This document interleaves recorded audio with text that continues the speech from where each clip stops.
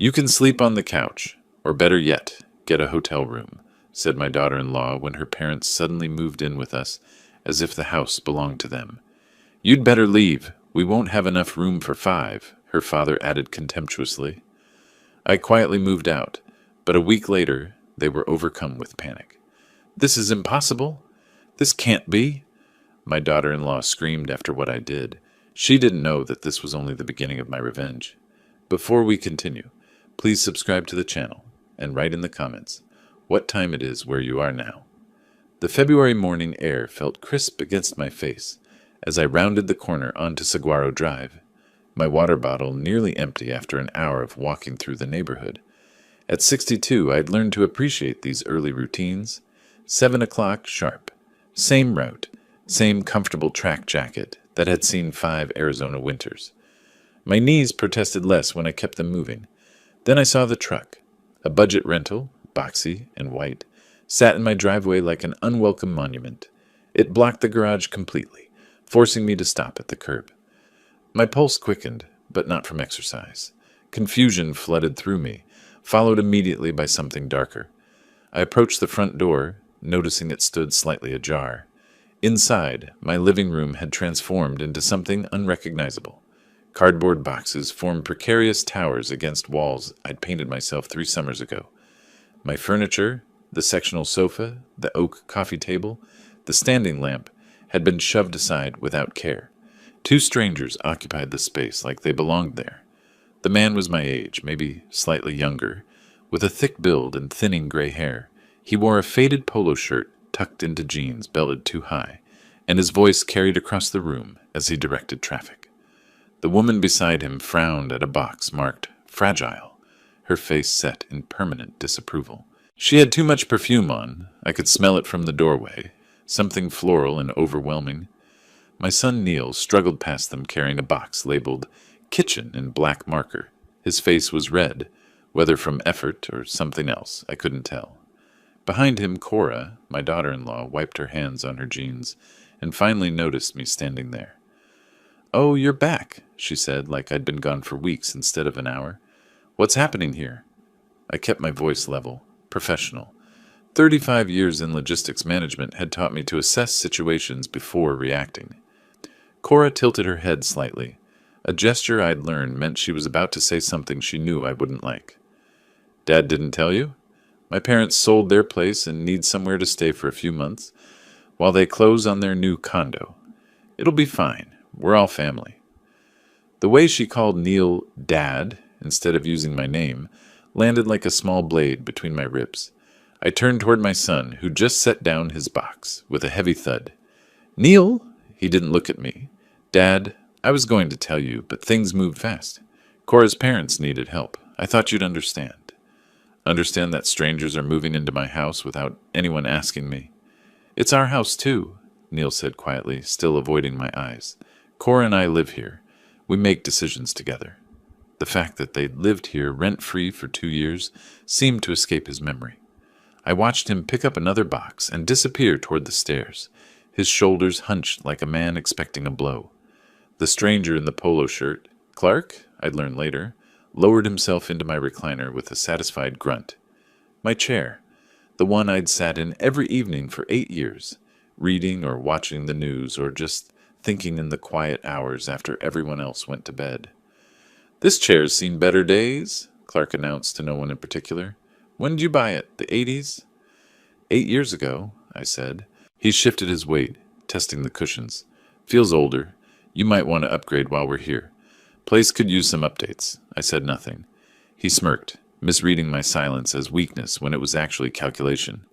The woman, Rose, had moved into my kitchen, opening cabinets and rearranging contents with the casual authority of someone who belonged there. The rest of the day passed in a blur of wrongness. I retreated to my bedroom while they unloaded box after box, claiming territory inch by inch. In the silence behind my closed door, I pulled the fireproof safe from my closet and removed the deed to the house. My name appeared there alone, no co-signers, no joint ownership. I'd worked for this place, paid every mortgage payment on time for 15 years before satisfying the loan in full back in 2019. This house was mine. That clarity steadied something inside me. Dinner brought fresh humiliation. We gathered around the table I'd built with my own hands, solid oak assembled piece by piece in this very room. Clark dominated the conversation immediately, his voice filling every corner. "Way too cold in here," he said, gesturing vaguely at the walls. "What have you got that thermostat set to? 60 degrees?" 72, I replied. 72? That's practically tropical. We'll need to talk about house rules if we're all living together. The phrase hung in the air like smoke. Rose picked at her food, then looked up with practiced concern. "Is the guest room always this small? I can barely fit my dresser in there." "It's a standard bedroom," I said. "Plenty of space for temporary." "Well, I suppose we'll manage," Rose interrupted, her tone suggesting enormous personal sacrifice. "Though I don't know how you lived here comfortably. Clark and I are used to more room."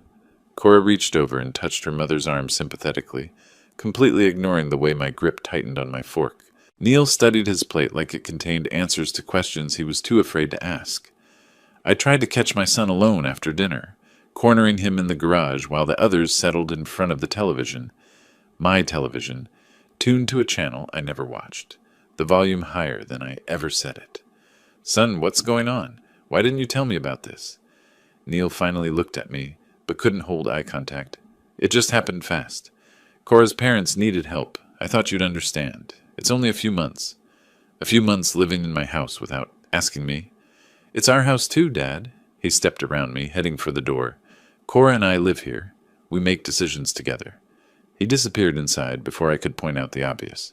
They lived here because I'd allowed it, out of love and generosity, never asking for rent, never demanding timelines. Late that night, unable to sleep, I went to the kitchen for water. Thirst had become an excuse to move through my own house, to verify what I already knew was happening. I opened the cabinet where I kept my mugs and found everything rearranged. My favorite, a simple blue ceramic piece my late wife had given me 20 years ago, had been shoved to the back, nearly hidden. In its place, Rose's floral teacups sat front and center, arranged like they'd always been there.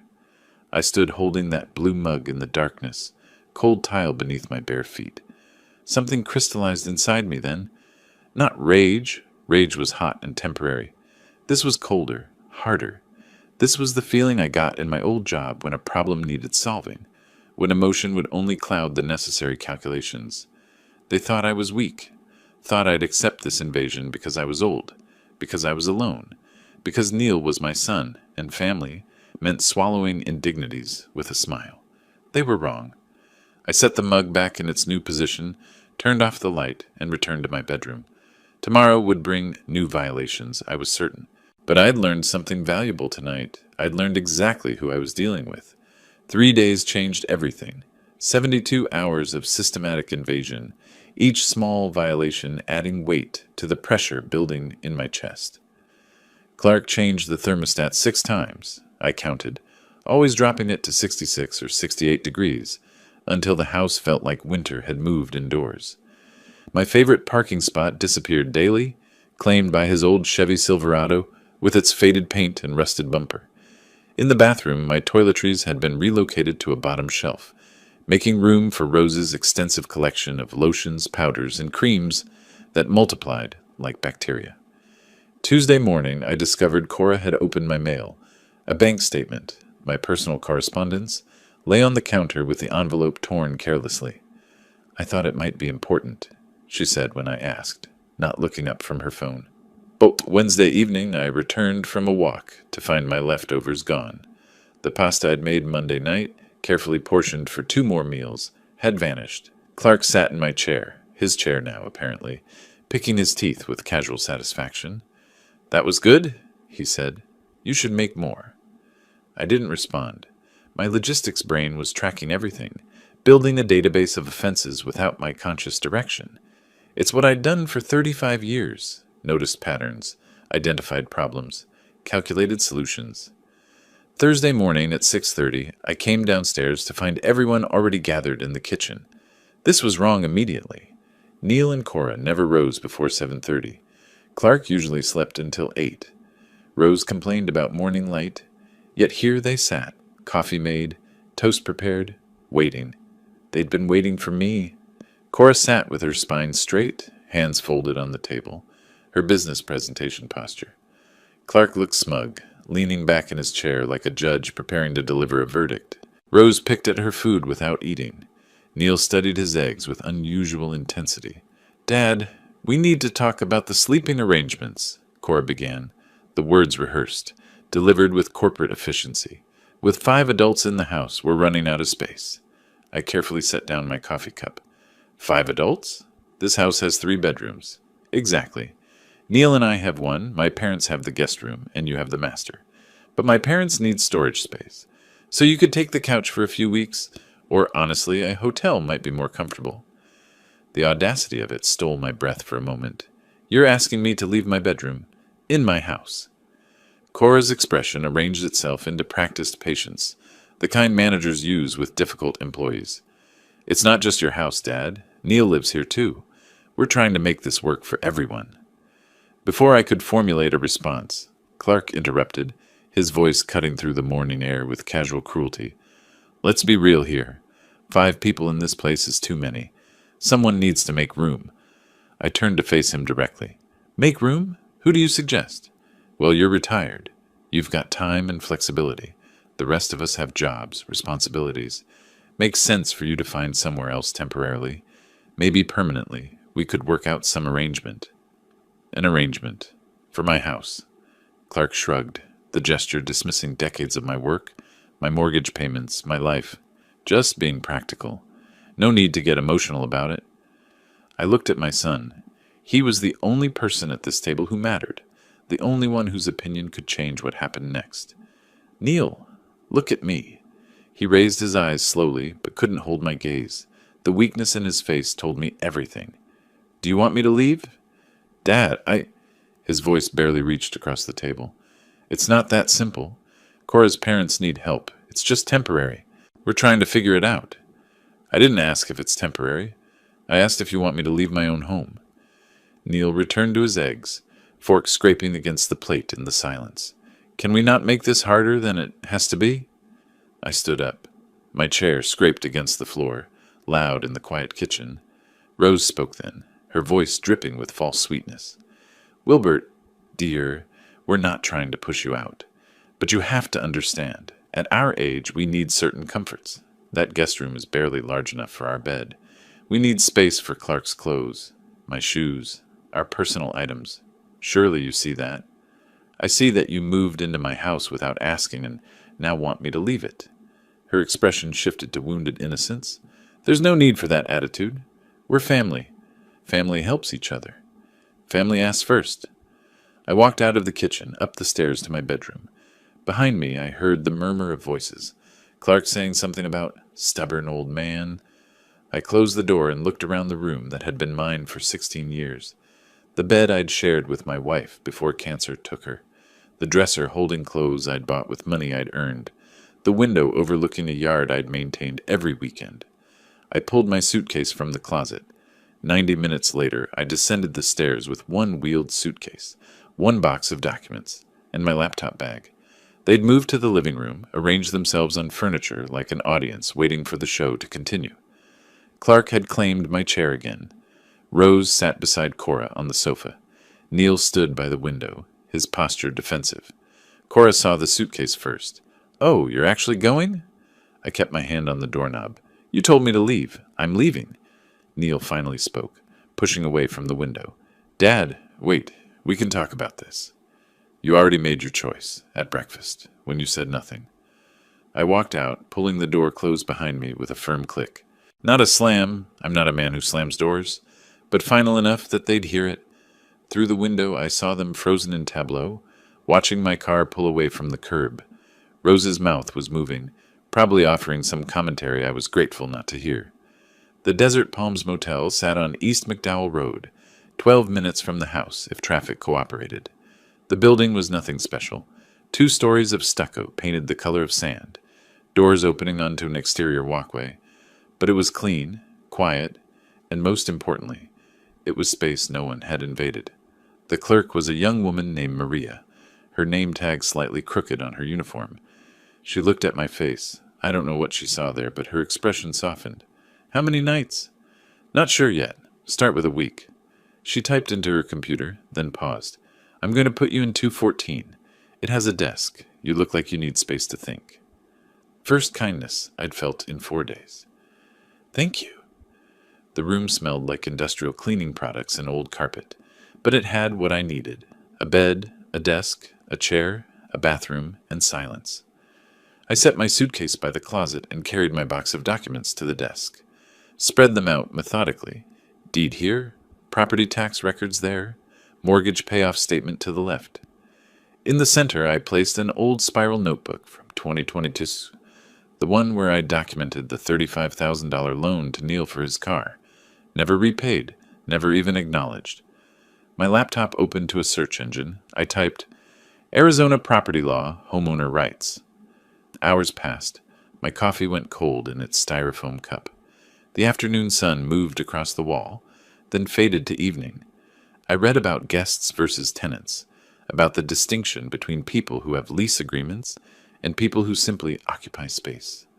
I learned about notice requirements, about revocation of permission, about the legal right to exclude others from property you own. By midnight, my hotel notepad held 3 pages of careful notes. The television in the next room murmured through the wall, someone's late-night viewing.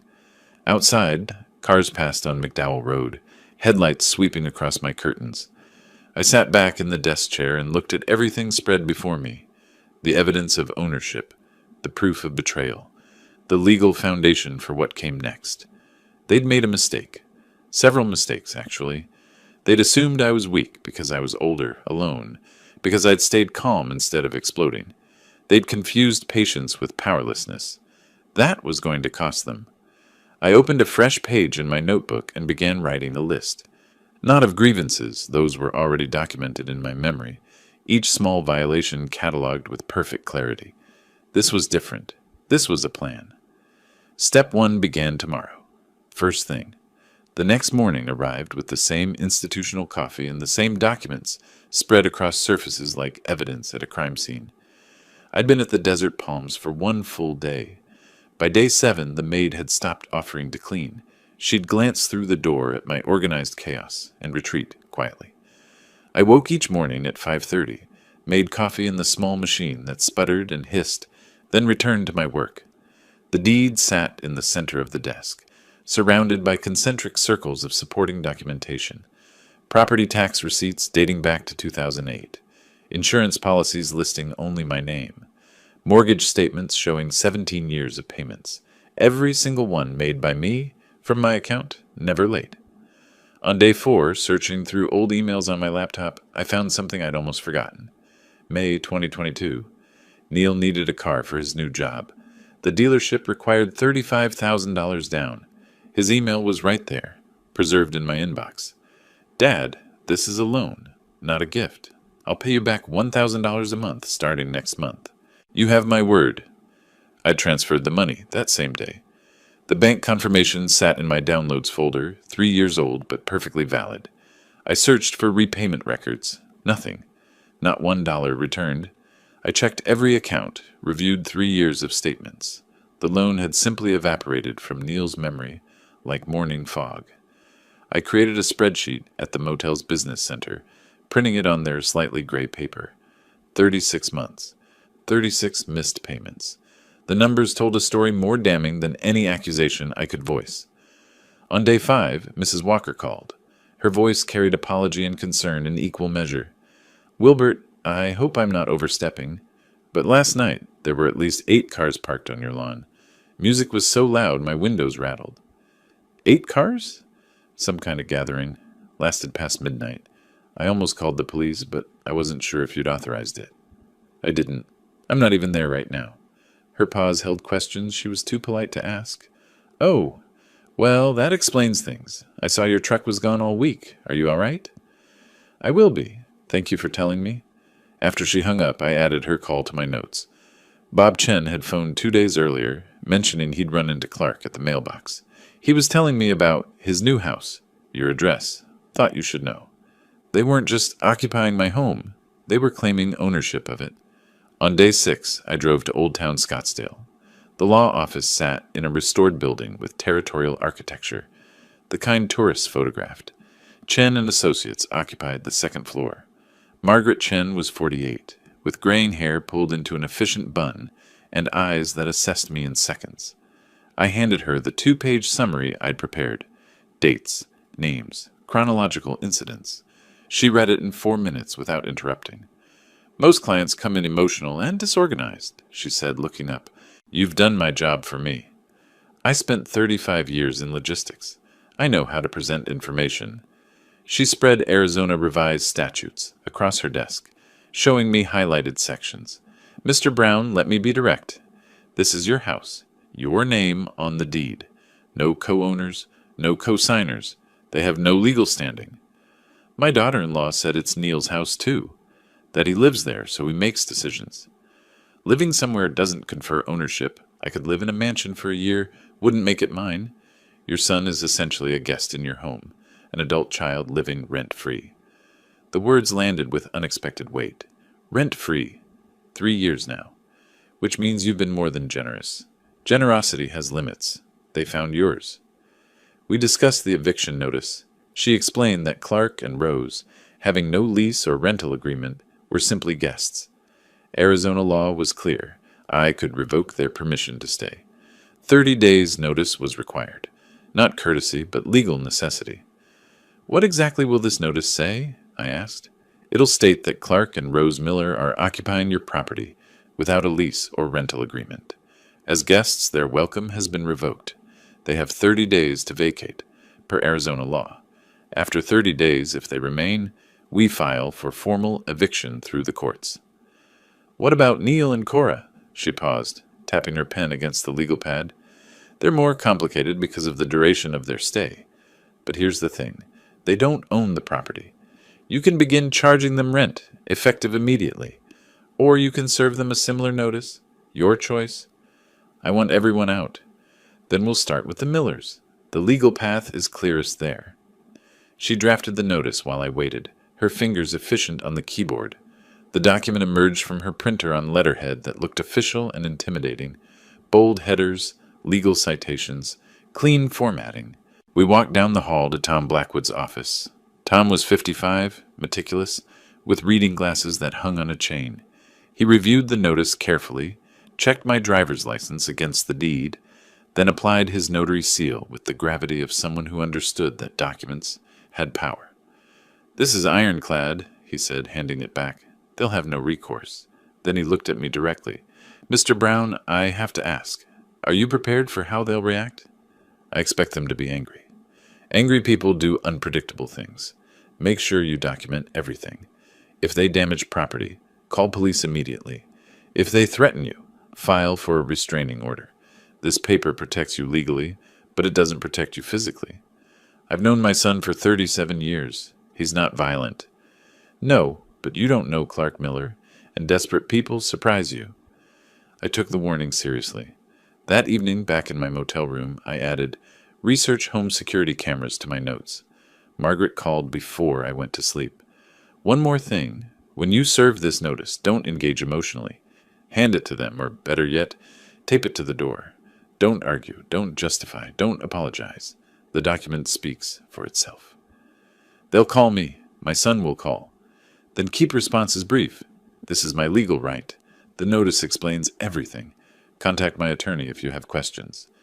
Don't get drawn into emotional manipulation. I spent a week being manipulated. I'm done with that. Her slight smile came through in her voice. Good. Maintain that resolve. People like Clark Miller rely on others backing down. Don't give him that satisfaction. I sat on the motel bed that night, the notarized notice in my hands. The paper felt heavier than it should, weighted with consequences. Tomorrow, everything would change. I was ready for it. 8 days after they forced me out, I went home. Thursday morning, 10:30. I'd chosen the timing deliberately. Neil and Cora left for work at 8. Their cars gone, confirmed by a text from Mrs. Walker, who'd become my unexpected surveillance network. The Millers followed a predictable pattern. Morning walk at 9:30. Return around 11:30. I had a 2-hour window. My truck pulled into the driveway, my spot, reclaimed. The house looked the same from outside, but I knew better. I approached the front door with my old key, half expecting they'd change the locks on my own house. They hadn't. Amateur mistake. Pete's security solutions arrived 20 minutes later. Pete was professional, maybe early 40s, with a tool belt that looked like it had seen serious use. I showed him the deed. Says here you're the sole owner since 2008. That's clear enough for me. I want locks that can't be picked easily. Something solid. I'll install grade 1 deadbolts, commercial quality. Unless someone breaks a window, they're not getting in without keys. Good. I'll take 6 copies of each key. He studied my face for a moment. Family situation? Something like that. Say no more. I see it more than you'd think. 4 exterior doors needed changing. Front, back, garage side entry, garage main. Pete worked with efficient precision, and I helped, holding doors, carrying tools, testing each new lock after installation. The process was mechanical, deeply satisfying. Each lock that changed represented control regained. By 12:15, the house was fortified. The front door deadbolt clicked with solid authority. The back door handle turned smoothly under my grip. The garage entry now had a keypad code that only I knew. While Pete finished the last door, I unpacked 2 wireless security cameras from their boxes. Ring, purchased yesterday at Home Depot. One went above the front door, angled to capture the porch and driveway. The second mounted above the back door, covering the yard entrance. They synced to my phone within minutes. Now I'd have video evidence of everything. At 1 o'clock, I taped the eviction notice to the front door at eye level. Impossible to miss. The document looked exactly as intimidating as Margaret intended. Bold headers, legal language, the notary seal prominent at the bottom. I photographed it in place with my phone. Proof of service. Then I walked through the house methodically, documenting everything. The living room furniture had been rearranged carelessly. My mother's antique lamp, the Tiffany-style piece she'd left me, was missing entirely. I made a note. In the kitchen, cabinets had been reorganized, my dishes mixed randomly with theirs. My bedroom was the worst. Rose's perfume bottles covered the dresser. Clark's clothes hung in my closet, pushing my things to one corner. The bed had different sheets, floral print I'd never bought. I photographed it all, timestamps visible on every image. Then I sat down in my recliner, the one Clark had appropriated, and reclaimed it. Made coffee in my kitchen. Set the thermostat to 72 degrees. The house felt different now, but it was mine again. At 5:47, the security camera caught Cora's sedan, pulling into the driveway. She was home early. I watched on my phone as she approached the door, tried her key. Confusion crossed her face. She tried again, jiggling the handle. Nothing. She pulled out her phone. Mine rang 30 seconds later. I answered on the 3rd ring. Hello? What did you do? My key doesn't work. Her voice shook with anger, not fear. I changed the locks. It's my house. You can't do this. We live here. You can't just lock us out. There's an eviction notice on the door. It explains everything. Your parents have 30 days. My parents? What about us? What about Neil? He's your son. Neil should have thought about that when he let you kick me out. This is insane. You're being cruel. We need our things. You can collect your belongings within 30 days. The notice specifies the process. All further questions go to my attorney, Margaret Chen. I recited the phone number clearly. She was still yelling when I ended the call. 15 minutes later, Neil called. His voice sounded broken in a way I'd never heard before. Dad, please, we can talk about this. We had chances to talk. At breakfast, when Cora told me to leave. You chose silence. I was trying to keep the peace. Cora's parents needed help. In my house, without asking me. Then you told me to get a hotel. That was Cora, not me. You sat there, you said nothing. That was your choice, too. Where are we supposed to go tonight? We have work tomorrow. The house has all our stuff. You'll figure it out. You're resourceful enough to plan evicting your father. Apply that creativity to your own situation. His desperation bled through the phone. At least let us get our clothes, our toiletries. The notice allows supervised retrieval of essential items. Call my attorney to schedule. I ended the call. He tried twice more. I didn't answer. At 6:04, the Millers returned. The security camera captured Clark's face perfectly as he read the notice, his expression moving from confusion to comprehension to rage. His face turned a concerning shade of purple. Rose stood behind him, mouth moving in what I assumed were complaints. Clark called. I let it go to voicemail. Later, I listened to his message. His voice was venomous, threatening lawsuits and police and public humiliation. This isn't over, Wilbert. Not by a long shot. You made a big mistake today. Empty threats. Margaret had prepared me for exactly this reaction. Cora called again and again. On the fourth call in 10 minutes, she'd shifted tactics completely. Please, Wilbert, be reasonable. My parents are in their 60s. They can't just find a place overnight. They have 30 days. That's what the law requires. I'm following it exactly. Can we at least stay tonight? Just tonight? We'll figure something out tomorrow. No. You're really going to make your son sleep in his car? I slept in a motel because you told me to leave.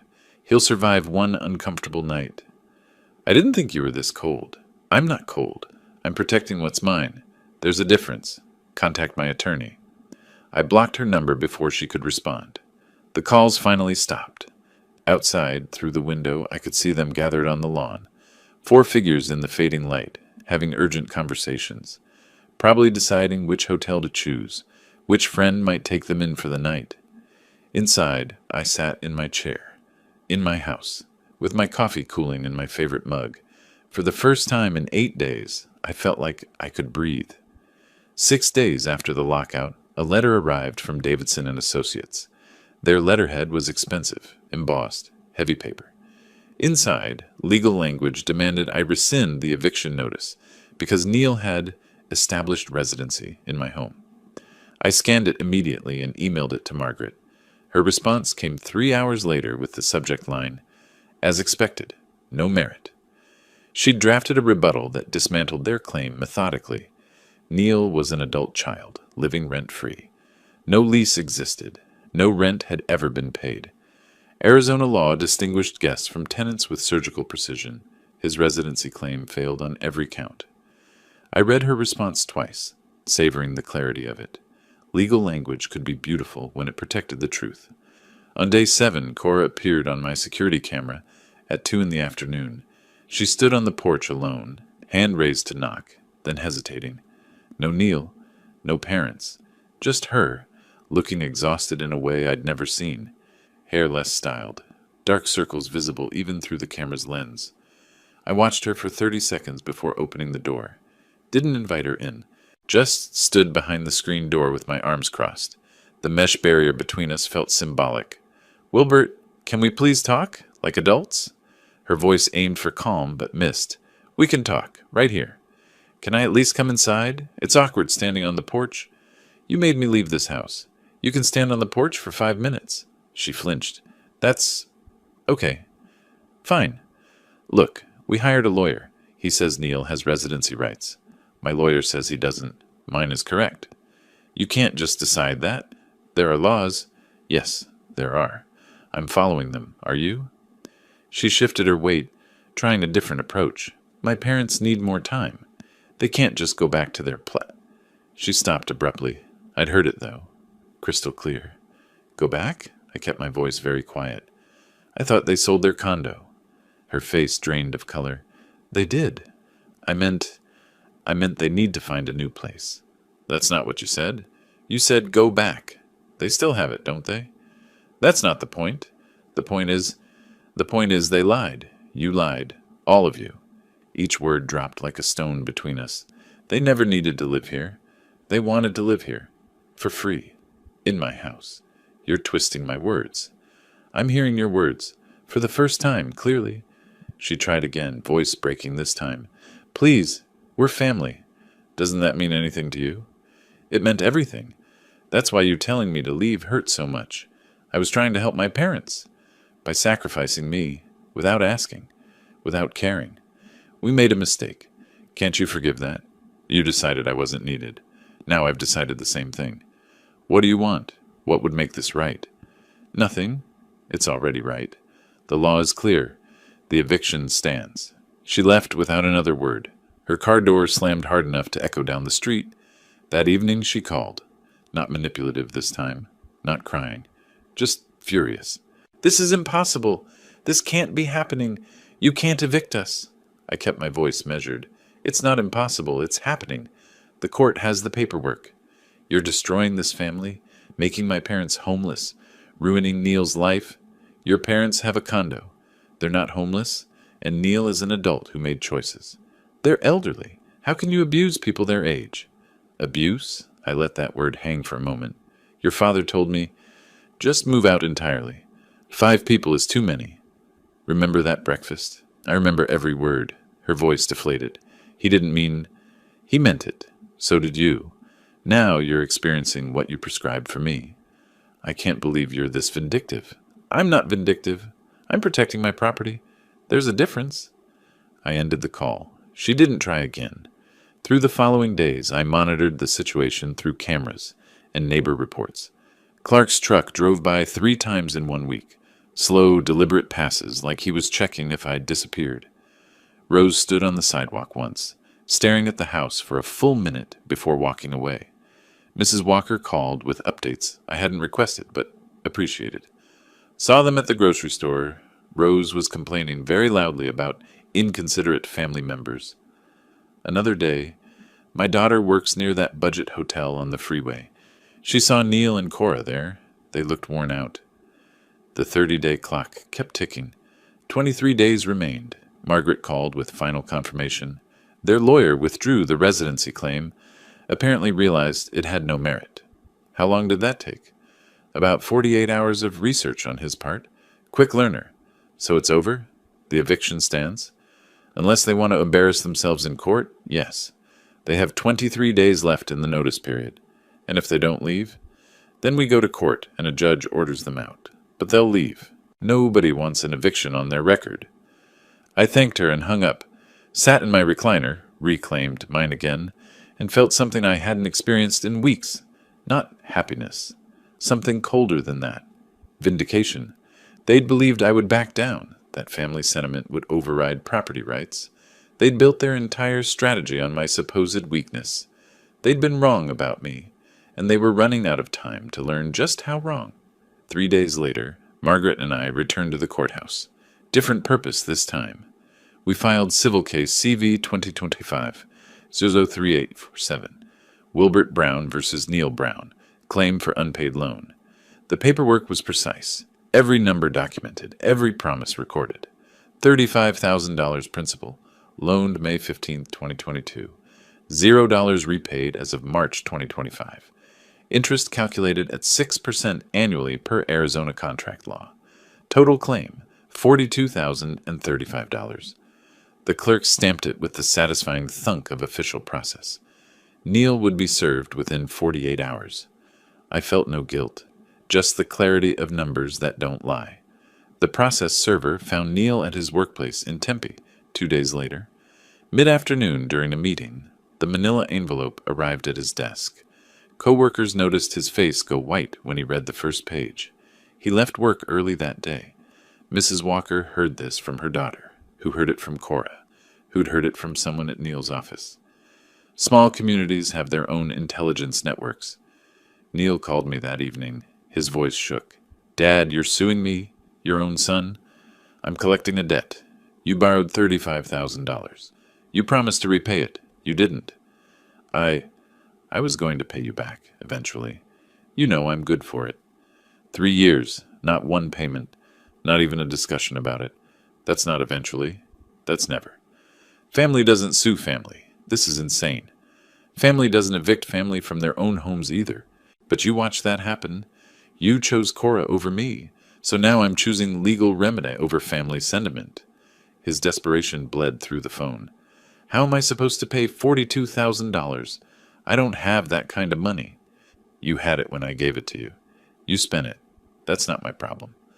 I ended the call. He tried twice more that night. I didn't answer. Margaret had been thorough in preparing our evidence. We organized exhibits in a binder, bank transfer confirmation, email thread with repayment promises, follow-up text where Neil acknowledged the debt, spreadsheet showing missed payments, calculation of interest. Each document numbered, labeled, hole-punched. This is prosecutor-level organization, Margaret said, reviewing the final binder. 35 years managing logistics. Details matter. They do, especially in court. Neil and Cora consulted their lawyer again. More money they didn't have for a case they couldn't win. Their attorney was blunt. according to what filtered back through the community network. The documentation was airtight. Email promises, bank records, zero payments. They needed to settle.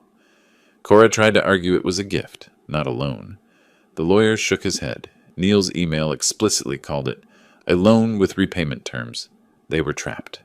Margaret drafted settlement terms. $42,000 paid in 24 monthly installments of $1,750, beginning April 1st. Alternative, judgment allowing wage garnishment, property liens, potential bankruptcy proceedings. Cora called me directly, bypassing the lawyers entirely. This lawsuit is pure greed. You're destroying us financially. I kept my voice cold. I'm collecting money I'm owed. That's not greed. That's justice. We can't afford this. With rent, bills, and now $1,750 a month, we'll barely survive. You should have thought about that before telling me to get a hotel. Actions have costs. You're punishing Neil for my decisions. Neil made his own decision. When you told me to leave, he said nothing. When your father told me to move out entirely, he said nothing. Silence is a choice. We can't pay this. Then my attorney will garnish Neil's wages. The court granted me that right. You called me unnecessary in my own home. Now I'm showing how necessary I was. The phone slammed down. I heard it clearly through the speaker before the line went dead. 2 weeks after filing, we had a preliminary hearing. I arrived with Margaret. Neil appeared with his lawyer, looking like he hadn't slept in days. Cora sat in the gallery, arms crossed, glaring. Judge Martinez reviewed the evidence methodically. Bank transfer, email chain, promissory language, zero repayment. Mr. Brown, the defendant, did you borrow $35,000 from your father? Neil hesitated. Yes, Your Honor. Was there an understanding you'd repay this money? It was more informal. Family help. The judge held up the email printout. Your email says, Dad, this is a loan, not a gift. I'll pay you back $1,000 a month. That seems explicit. Neil's shoulders slumped. Yes, Your Honor. Have you made any payments toward this debt in 3 years? No. Barely audible. Then the plaintiff's motion is granted. Judgment entered for $42,035. The gavel came down with finality. After the hearing, Margaret briefed me on enforcement. They'll try to miss payments. Count on it. What happens when they do? After 2 missed payments, we file for wage garnishment. His employer sends us part of his paycheck before he gets it. After 4 missed payments, we can pursue additional collection, liens, asset seizure if applicable. Will they test me? Absolutely. They still think you're soft. They think family bonds will make you forgive the debt eventually. They're wrong. Her slight smile acknowledged the truth we both knew. I know. Make sure they learn that quickly. First missed payment, immediate enforcement action. Teach them you meant every word. 3 days later, Neil's lawyer called Margaret. Client accepts payment terms. The formal settlement was signed that afternoon. First payment due April 1st. I set a calendar reminder. Through Mrs. Walker's network, I learned the Millers had found an apartment. 2 bedrooms near 32nd Street and Thomas, 4 miles away. $1,400 monthly, significantly more than they wanted to pay. Rose was already complaining. Mrs. Walker overheard her at the grocery store, talking to a stranger about the terrible apartment, with smelly carpet and impossible parking. Our son-in-law forced us there, Rose said, apparently unaware how entitled she sounded. We just needed a place to stay temporarily, and he evicted us. Elderly people. The stranger, according to Mrs. Walker, had looked horrified, but not at me, at Rose. I sat in my house that evening, my house, legally and morally mine, and reviewed the timeline. Eviction notice, served. Legal challenge, defeated. Condo lie, exposed. Lawsuit, won. Payment plan, accepted. 4 weeks ago, they'd told me to leave my own home. Now they were paying the price for that decision, $1,750 per month, for 2 years. Justice, I was learning, wasn't always swift, but it could be thorough. Neil's first payment cleared on April 1st. $1,750, transferred electronically, marked loan repayment, court ordered. Those words in the transaction description felt like vindication every time I checked my account. 2 days later, a group email arrived from Janet. Neil's cousin I hadn't seen in 5 years. Subject line, family meeting, April 12th. The message invited me to her house to discuss recent family tensions and find resolution. I recognized the setup immediately. This wasn't mediation. This was an ambush. The phone call started that afternoon. Aunt Linda from Tucson, first. Wilbert, I heard what you did to Cora's parents. They're elderly. How could you? Then Uncle Tom from Flagstaff. Your son is struggling to make payments. This isn't how family treats each other. Neil's brother Marcus, who rarely called. Dad would be rolling in his grave seeing you treat your grandson's mother this way. Each caller had the same script. Variations on cruelty, greed, abandoning family values. They'd been fed Cora's narrative. Poor elderly Millers, victimized by heartless Wilbert. I didn't argue with any of them. Instead, I listened, then responded with 3 sentences. I understand you're concerned. You've heard one side. May I send you documentation so you can see the complete picture? Most agreed, some reluctantly, some genuinely curious. That evening I composed a detailed email. 5 pages, single-spaced, chronological. February. Millers move in without asking. Breakfast eviction attempt, motel stay, legal consultation, lockout, condo lie revelation, Neil's unpaid loan, court judgment. Each section included evidence, photos, emails, legal documents, and crucially, a 45-second security camera clip of Clark saying, just move out entirely during that first week. I uploaded the video to YouTube, unlisted, shared only with family. Margaret reviewed the document before I sent it. This is bulletproof. Anyone reading this objectively will understand completely. I sent personalized versions to each relative who'd called. 9 people total. Within 48 hours, 3 called back. Aunt Linda first. Wilbert, I had no idea. Cora made it sound completely different. I'm so sorry. Uncle Tom. Those camera recordings. That Clark fellow is something else. You had every right.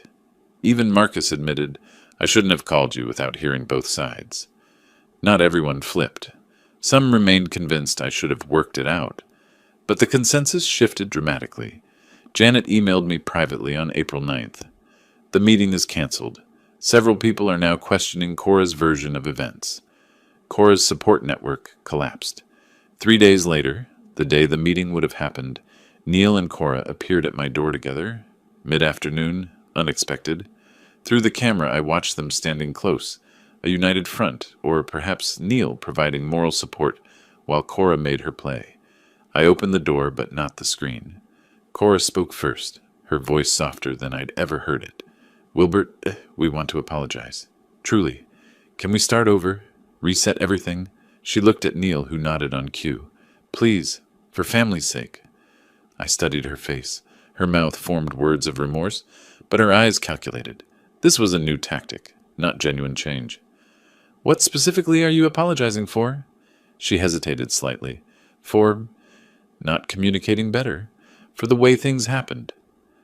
The way things happened. You mean when you told me to sleep on the couch or get a hotel? Yes. That? It came out wrong. We were stressed with my parents. Your parents who lied about selling their condo. Who moved into my house without asking? Neil jumped in. Dad, we're trying to make amends here. Can't you meet us halfway? Halfway would have been asking my permission before your in-laws moved in. Halfway would have been defending me at that breakfast. There is no halfway anymore. There's legal compliance and consequences. Cora's mask slipped slightly. So that's it? You'll just punish us forever? Not punishment, justice. You decided I was unnecessary. I'm showing you were wrong. They left without another word. No slammed doors this time, just defeated silence. I watched them drive away on my security camera, then sat in my recliner, reclaimed mine, and opened my laptop. 9 relatives had received my documentation. 6 changed their positions. 2 stayed neutral. Only 1, Cora's aunt, remained hostile. The truth had worked better than any argument could have. I created a spreadsheet tracking Neil's payments. First payment, April 1st, on time. Balance remaining, $40.25. Expected completion, March 2027, if no missed payments. 23 months of accountability ahead. Through Mrs. Walker's network, I learned Neil was selling his car. the one bought with my $35,000. A for sale sign appeared in the back window. They were liquidating assets, scrambling financially. When Cora and Neil had arrived for their apology, I'd noticed details my logistics brain cataloged automatically. Cora's designer purse was gone, replaced by a cheaper one. Neil's shirt was wrinkled. Both looked exhausted. Their appeal was born from desperation, not epiphany. That evening, I reviewed my security footage from the past month. Clark driving by slowly, 3 times. Rose standing on the sidewalk, staring at the house before walking away. Cora arriving for her failed visit. Neil and Cora's final appeal. All documented, all time-stamped, all evidence of their continued attempts to manipulate, pressure, or guilt me into backing down. None of it worked. I was learning something valuable. When you stop engaging emotionally, when you let documentation speak instead of defending yourself, manipulators lose their power. They'd built their entire strategy on my supposed weakness, on family sentiment overriding property rights. They'd miscalculated completely, and with 23 months of payments stretching ahead, they'd have plenty of time to understand their mistake. Early May brought an unexpected revelation. I was watering the front lawn when Mrs. Walker approached from next door, her expression hesitant. "Wilbert, I need to tell you something. I should have mentioned it sooner." I set down the hose. "What is it, Patricia?" "When those Miller people were staying with you, my grandson looked through your side window one day. I know, kids being nosy. But he saw that man, Clark, moving furniture very roughly. He heard a crash, saw the woman cleaning frantically." My pulse quickened. When was this? Second week they were there, mid-February. I assumed you knew about whatever broke. But seeing all this legal trouble, I thought maybe you should know they damaged things. I didn't know. Thank you for telling me. After she left, I went inside and began a systematic inspection. I'd cleaned the house after reclaiming it. Surface mess. Reorganizing displaced items. But I hadn't looked for structural damage. Now I walked through each room with different eyes. The dining room hit first.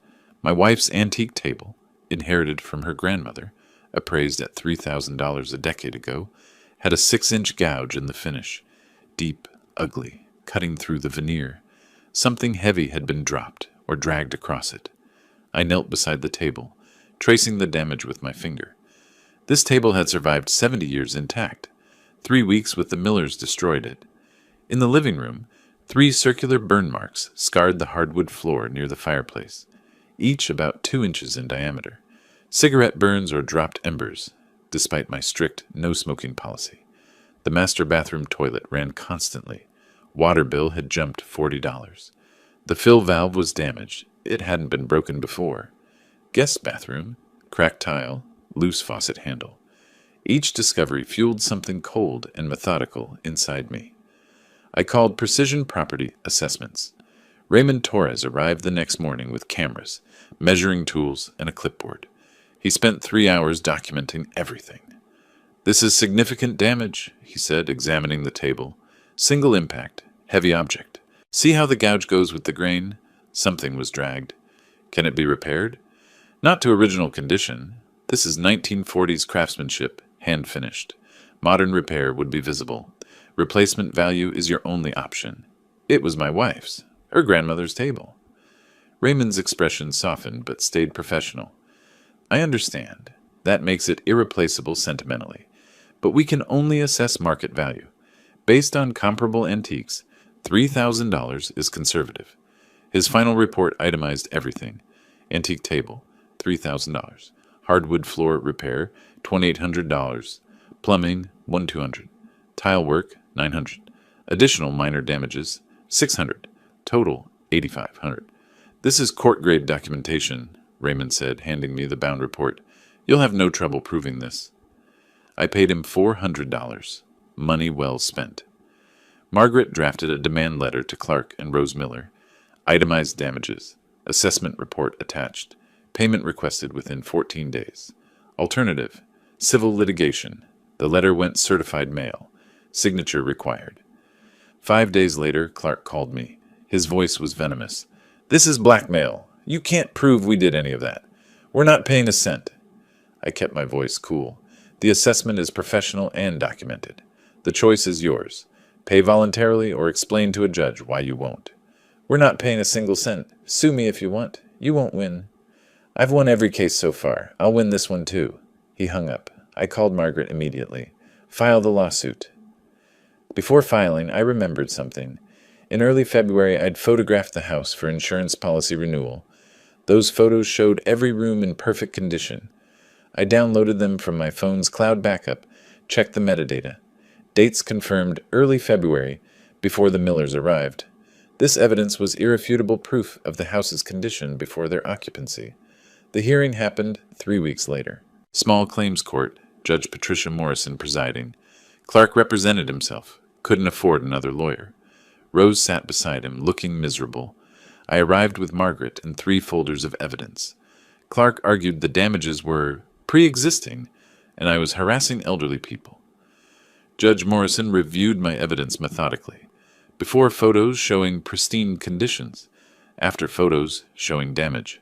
Raymond's professional assessment, Mrs. Walker's notarized statement describing what her grandson witnessed. Mr. Miller, the judge said, looking up, you claim these damages pre-existed your occupancy. Do you have any evidence supporting that? Clark stammered. We were only there a few weeks. We didn't do all this damage. That's not what I asked. Do you have photographs, testimony, any documentation showing this damage existed before February? We didn't think to take pictures. Why would we? Mr. Brown, on the other hand, has dated photographs showing pristine conditions before your arrival and damage documentation after. He also has professional assessment and neighbor testimony. That neighbor is lying. Her kid was trespassing. Looking through a window from adjacent property isn't trespassing. The testimony is credible.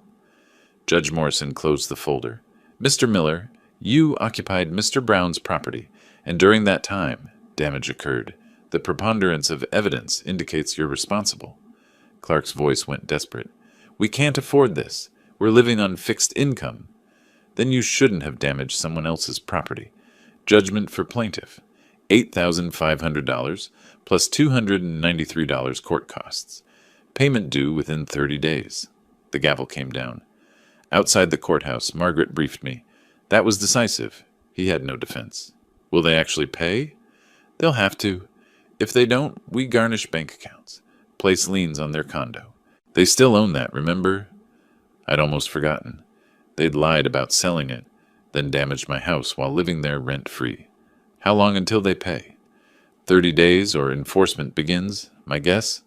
They'll liquidate something fast. Maybe that truck Clark drives. They can't risk liens on the condo. That's their only real asset. Good. They should feel what it's like to lose something they value. Through the neighborhood network, I learned 2 weeks later that the Millers had sold Clark's truck. The old Chevy Silverado he'd parked in my driveway that first day, claiming my spot. They used the money to pay the judgment. Their comfortable retirement plan, live rent-free in a nice house, save money, keep their condo as backup, had completely collapsed. Now they paid $1,400 monthly for a cheap apartment, their truck was gone, and they'd handed me $8,500 for damages they'd caused through carelessness and entitlement. I sat in my dining room that evening looking at the gouged table I'd have to replace. It hurt, knowing my wife's grandmother's table was ruined. But the pain was manageable because justice had been served. 3 legal victories now, eviction, debt collection, property damage. Each one reinforced what I'd learned. Documentation beats emotion, facts beat manipulation, and the legal system works when you use it correctly. They'd thought I was weak, thought family sentiment would protect them from consequences. They'd been wrong about everything. Neil's third payment arrived mid-June, $1,750 exactly on time. I updated my spreadsheet.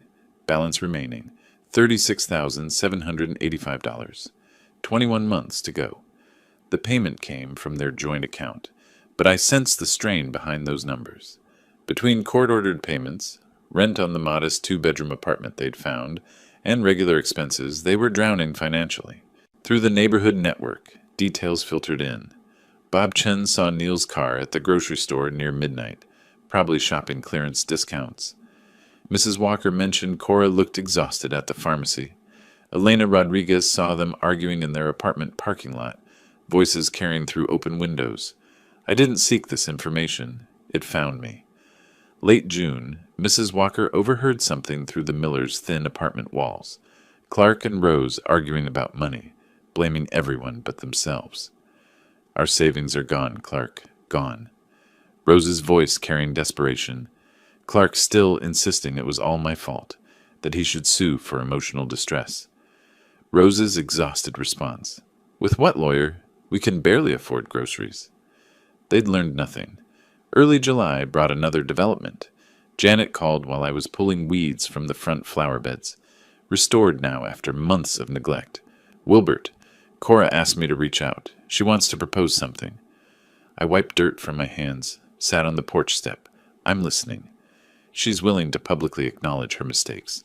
Apologize to you, to the family. She just asks that you consider dropping the remaining debt payments. Start fresh. Start fresh, as if the past 6 months didn't happen. People make mistakes, Wilbert. She's trying to make amends. Amends would have been not kicking me out of my house. Amends would have been Neil defending me at that breakfast. This isn't amends. It's negotiating down consequences. So that's a no? Compromise was possible before they told me to leave my own home. It's too late now. The judgments stand. Every dollar, every payment, until it's satisfied. Janet sighed. You've changed, Wilbert. No, I've finally stopped letting people take advantage of me. There's a difference. 2 days later, Neil appeared at my door alone. Early evening, the summer heat just beginning to fade. Through the security camera, I watched him sit in his car for 5 minutes, gathering courage. When he finally approached, I opened the door but didn't invite him inside. He stood on the porch, looking 20 pounds lighter than 6 months ago, dark circles under his eyes. Dad, I need to say this. I was wrong. About everything. I should have defended you. I should have said no when Cora's parents moved in. I'm sorry. The words sounded genuine. Too late, but genuine. You're sorry now. 6 months and $5,250 in payments later. I was sorry before. I didn't know how to fix it. You fix it by standing up when it matters. You stayed silent when Clark told me to leave. Silent when Cora demanded my bedroom. Silent when I packed my bags. I thought they'd calm down. I thought we'd work it out. You thought wrong. And now you're living with those thoughts. His voice went desperate. Is there any way we can repair this? Any way back? You should have regretted it when you stayed silent at that table. That's when sorry would have mattered. Now it's just noise. He left, looking more defeated than when he arrived. I watched his taillights disappear down the street, and then returned to my evening routine.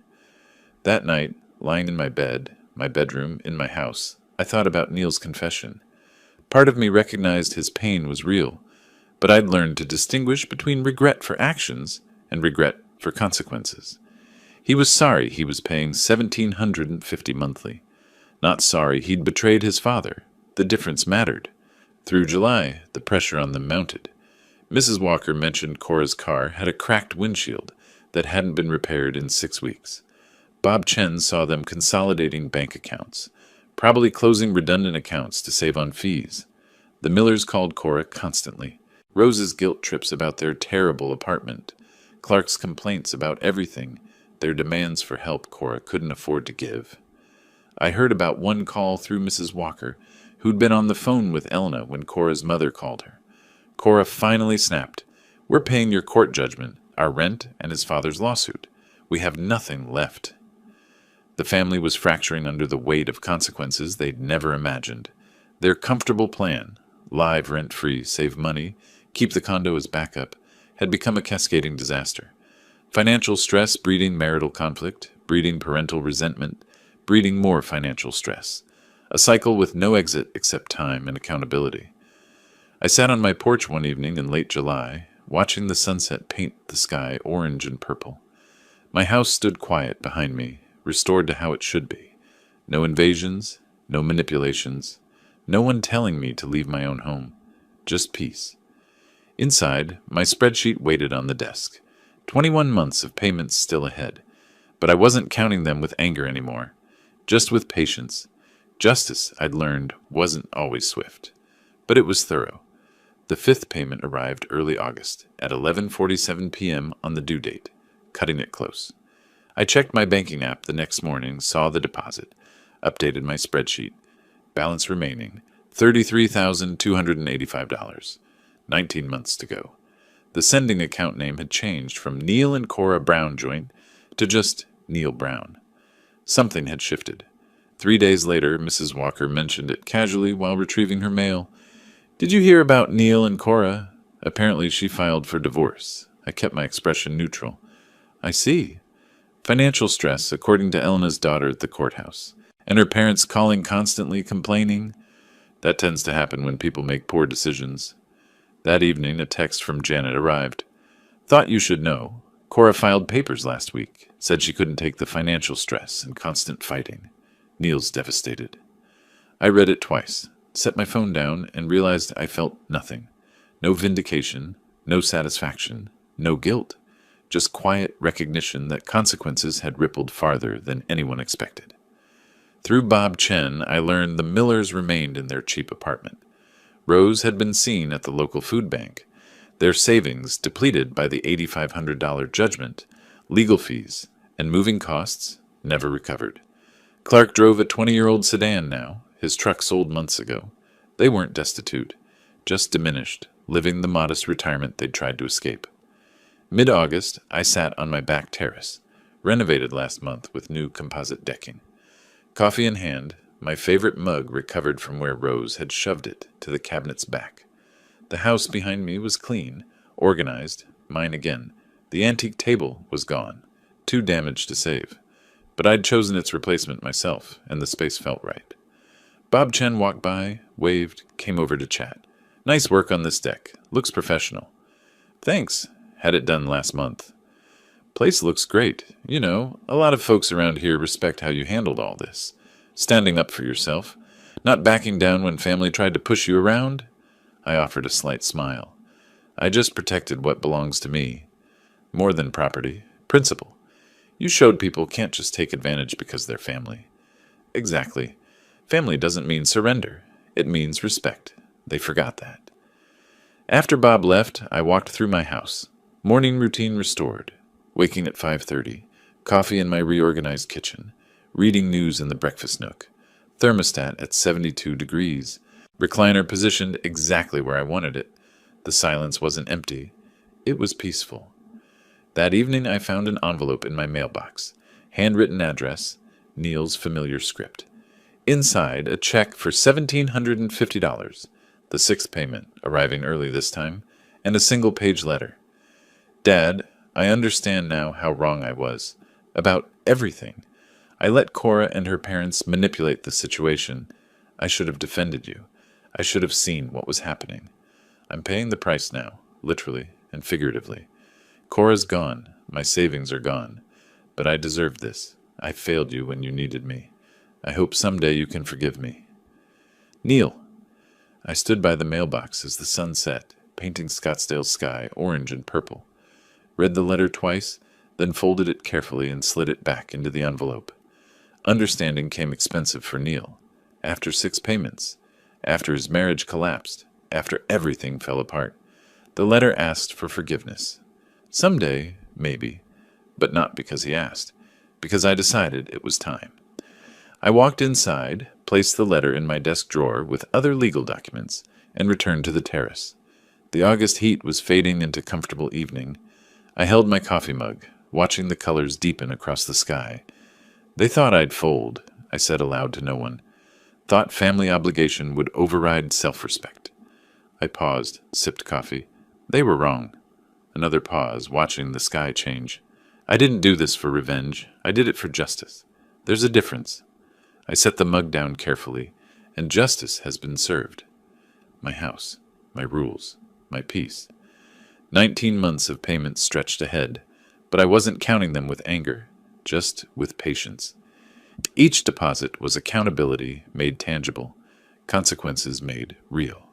The Millers lived diminished, learning that shortcuts have costs. Cora had walked away from wreckage she'd helped create. Neil paid monthly while understanding finally what he'd lost. And I sat in my restored home, drinking coffee as the sun disappeared behind the mountains. Mrs. Walker had invited me for dinner next week. I'd accepted. The HOA meeting was Thursday. I'd attend, like always. Life had returned to patterns I'd enjoyed before February's chaos. Not victory, restoration. I thought about responding to Neil's letter. Maybe eventually. Not yet. Time would tell if his understanding translated to sustained change, or if it was just remorse for consequences. Either way, the payments would continue. The spreadsheet would track them. The debt would be satisfied. In 2 years, give or take. Inside, my phone showed a text from Margaret. Checking in, everything stable? I typed back, completely. Thank you for everything. Her response came quickly. You did the hard part. I just filed papers. I smiled at that. The hard part wasn't the legal work. It was drawing the line, holding it, refusing to back down when everyone said families should forgive and forget. I hadn't forgotten, but I'd moved forward. That was enough. The sky darkened to deep blue, stars beginning to emerge. The neighborhood settled into evening quiet. Somewhere Neil was reading my silence, understanding I hadn't responded to his letter. Maybe that silence said everything necessary. I stood, stretched, picked up my empty mug, walked inside my house, clean, quiet, mine, and closed the door behind me. Tomorrow I'd wake at 5:30, make coffee, read the news, water the garden, live my life, the way I should have been allowed to all along. Justice hadn't been swift, but it had been thorough, and that, I'd learned, was what mattered. If you liked this story, please like this video, subscribe to the channel, and share your impressions of this story in the comments. To listen to the next story, click on the box on the left. Thank you for watching.